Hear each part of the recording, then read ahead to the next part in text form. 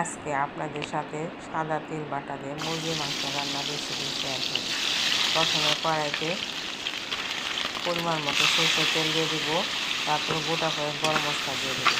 গরম মশলা দিয়ে পেঁয়াজ বাটা, আদা বাটা, রসুন বাটা ও কাঁচামরিচ বাটা দিয়ে দেবেন। একটু নেড়ে চেড়ে তার মধ্যে হলুদের গুঁড়া, ধনিয়া গুঁড়া, মরিচের গুঁড়া, গরম মশলার গুঁড়া ও পরিমাণ মতো লবণ দিয়ে সামান্য পরিমাণ পানি ভালো মতো কষিয়ে নেব। কষানো হলে দেশি ছোটো আলুগুলো দেবো, তারপর মাংসগুলো দিয়ে দেবো। মাংস দিয়ে ভালো মতো একটু কষিয়ে তেল বাটা দিয়ে দেবো। তেল বাটা দিয়ে একটু কষিয়ে পরিমাণ মতো গরম পানি দিয়ে দেবো। গরম পানি দিয়ে 5 মিনিটের জন্য ফুটিয়ে নেব। পানি যখন শুকিয়ে আসবে তখন নামিয়ে নেব। এগুলো মজাদার রেসিপি। এই রেসিপিটা ভালো লাগলে প্লিজ সাবস্ক্রাইব করবেন।